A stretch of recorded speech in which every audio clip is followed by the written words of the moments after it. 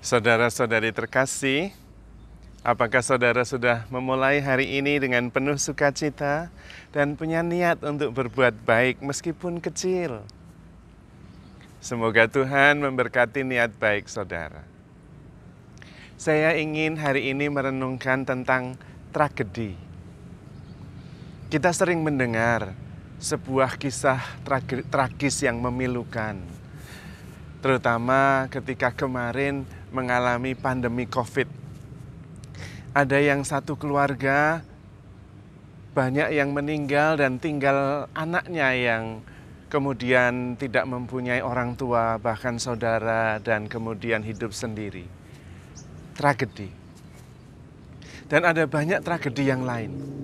Kehilangan pekerjaan, kehilangan usaha, macam-macam. Namun, saya juga ingin menyampaikan sebuah bentuk tragedi lain yang sering terjadi dan kita alami. Dan kemudian saya mengusulkan sebuah way out atau solusi bagaimana cara menghindarinya. Tragedi yang sering kita alami adalah tragedi yang sebetulnya berawal dari ketidaksadaran. Misalnya, tadi malam Jakarta itu cerah sekali dan purnama, sangat indah. Tragedinya adalah tidak banyak orang yang menikmati memandang purnama di langit Jakarta yang begitu indah. Tragedi. Pagi ini cerah sekali, langitnya biru, awannya tipis-tipis jauh dengan bentuk yang indah, dan matahari terbit. Jarang juga yang menikmatinya. Tragedi.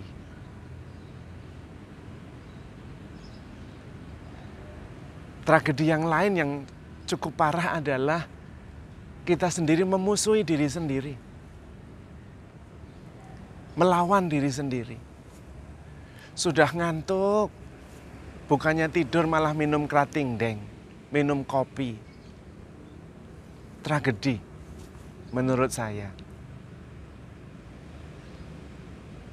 sudah tahu perlu makan, tidak makan. Sudah tahu makan terlalu banyak, tidak berhenti makan.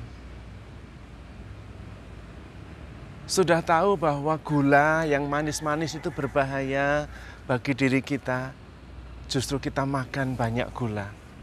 Seperti menghukum tubuh kita sendiri. Kalau kita mempunyai musuh, musuh kita sebenarnya cuma satu, diri kita sendiri. Itu tragedinya.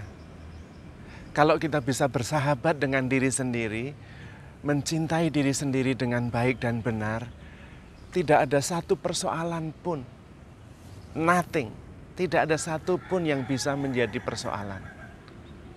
Persoalannya adalah kita sendiri tidak mengenal diri sendiri, tidak bersahabat dengan diri sendiri, bahkan kadang-kadang melawan diri sendiri. Kita tidak bisa mengendalikan pikiran, perasaan, dan hati kita. Kapan kita mulai melatih diri untuk mengendalikan pikiran, perasaan, dan hati kita? Kapan? Kapan kita sungguh-sungguh satu antara pikiran, badan, dan perasaan, dan hati? Kapan? Kapan kita mengolah hidup rohani? Menunggu nanti ketika umurnya 70? Ketika energi sudah mau habis? Kapan? Tragedi. Karena itu perlu kita belajar mawas diri. Eling, reflektif, sadar. Banyak orang yang hidup tetapi tidak hidup, tidur, itu juga tragedi.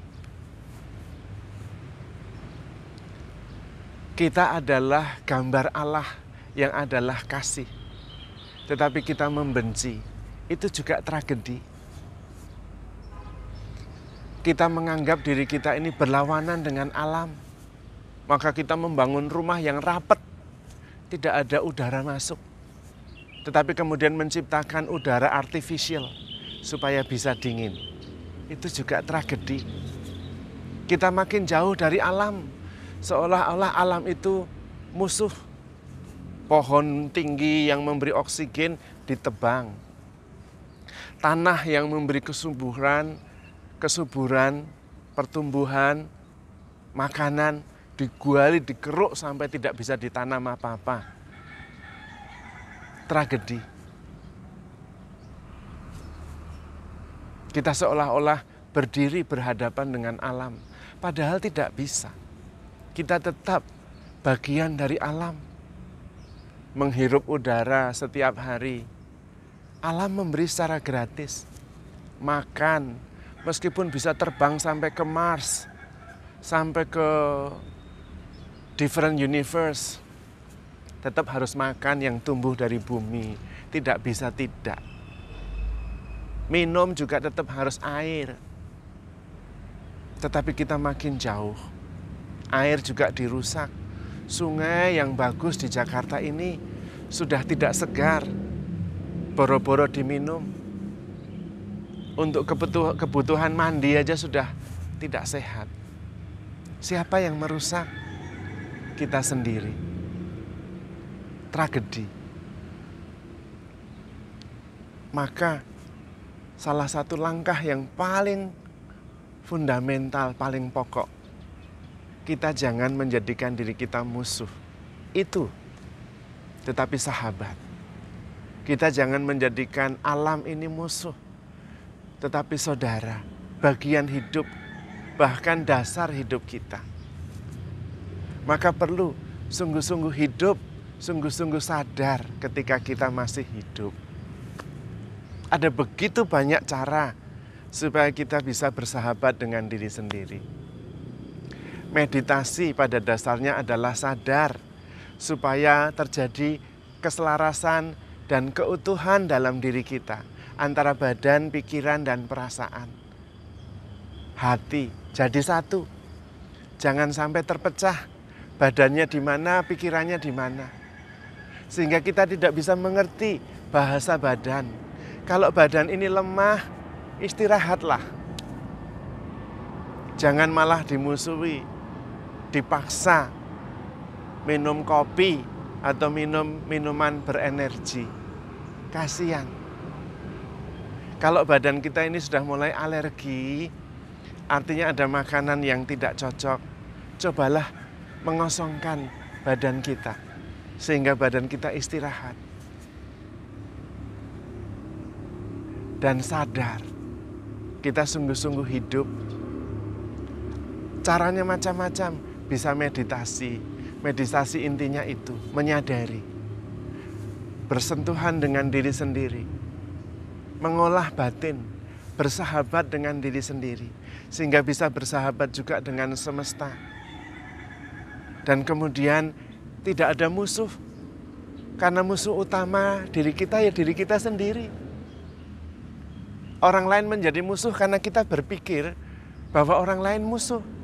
Tapi kalau diri kita ini menganggap bahwa diri kita ini sahabat, orang lain juga sahabat, semesta juga bagian hidup kita, tidak akan ada musuh.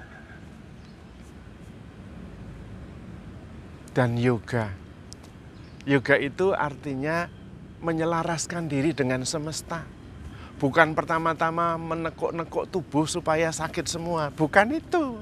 Tetapi bagaimana mencari posisi supaya selaras dengan semesta, align dengan the universe. Dan disitulah muncul kesadaran, persaudaraan yang berdasar pada kodrat kita, our own very nature, yaitu love. Kita hidup dan menyadari bahwa diri kita adalah kesadaran yang merupakan kasih karena ambil bagian di dalam diri Allah sendiri. Ketika Allah menciptakan kita, Allah menghembuskan rohnya. Kita menjadi bagian dari Allah sendiri. Diciptakan serupa dan segambar dengan Allah yang adalah kasih. Maka ketika kita mengasihi, kita bersahabat dengan diri kita sendiri. Tetapi ketika kita membenci, kita memusuhi diri sendiri, memusuhi kodrat kita yang adalah kasih, dan itu tragedi. Maka mari kita kembali menyadari diri bahwa kita adalah kasih, adalah kesadaran yang bisa menerima siapapun juga, karena di dalam kesadaran kita ada Allah yang juga adalah kasih sepenuhnya. Kita diterima, dikasihi oleh Allah, kita ditemani oleh Allah Sang Immanuel, dan kita selalu berada di dalam kasih Allah. Karena itu, langkah pertamanya kita bisa menerima diri sendiri, bersahabat dengan diri sendiri, dan menjadikan yang lain bagian hidup kita, termasuk semesta. Dan kemudian, tidak pernah ada musuh di dalam diri kita. Bahkan tidak ada musuh di dalam kehidupan kita. Karena semua adalah bagian hidup kita sendiri. Dan kemudian kita kembali ke dalam fitrah kita ketika kita diciptakan, yaitu sebagai citra Allah yang adalah kasih itu sendiri. Maka handle yourself with care, because you are loved. Tuhan memberkati.